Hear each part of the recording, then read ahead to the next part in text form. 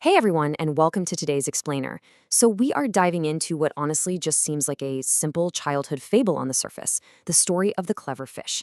But, well, if we actually break down the mechanics of what happens on the riverbank today, it reveals this absolutely timeless battle of wits.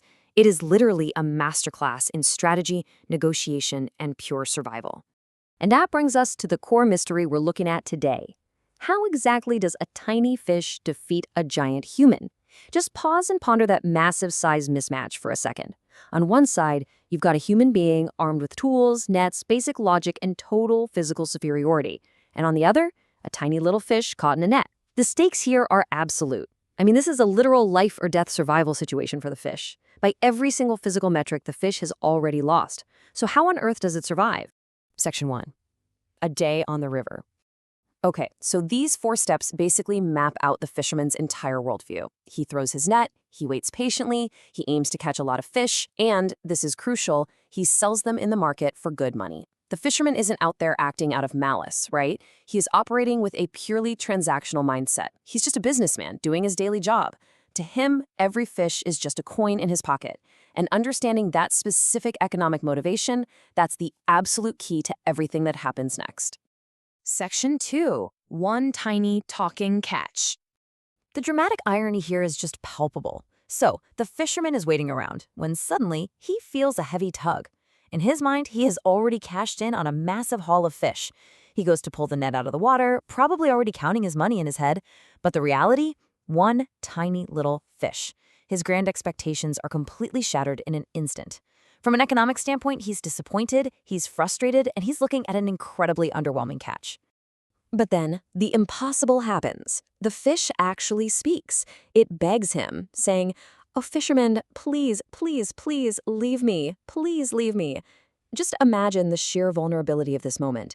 The tiny fish is desperately pleading for its life. But remember that transactional mindset we just talked about? Yeah, empathy doesn't pay the bills. He wants good money from the market. So initially, the fisherman just ignores this entirely.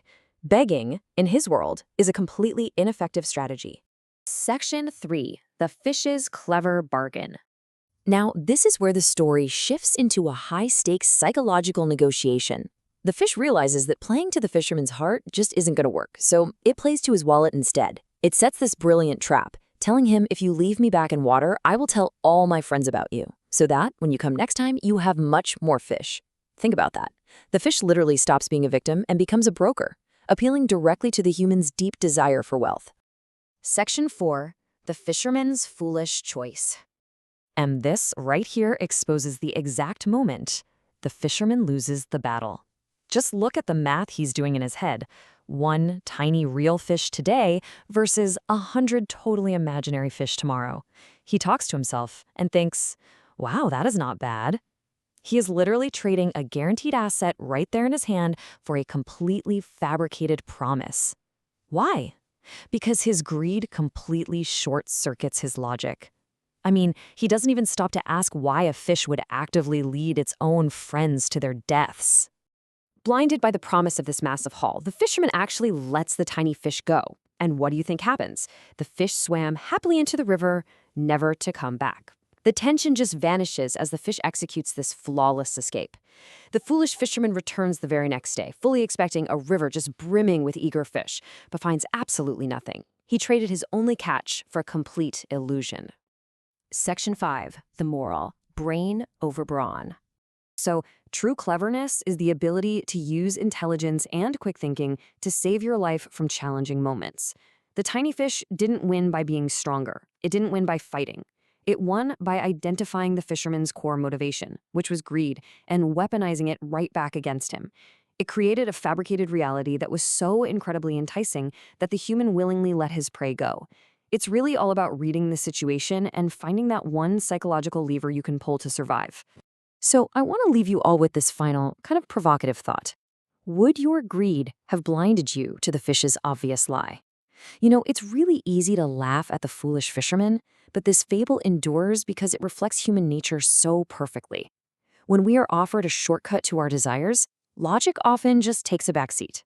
So the next time you face an offer that seems a little too good to be true, ask yourself if you're thinking clearly or if you're just staring at a tiny fish dreaming of 100 more. Thank you so much for joining me for this explainer. Keep learning, and I'll catch you in the next one.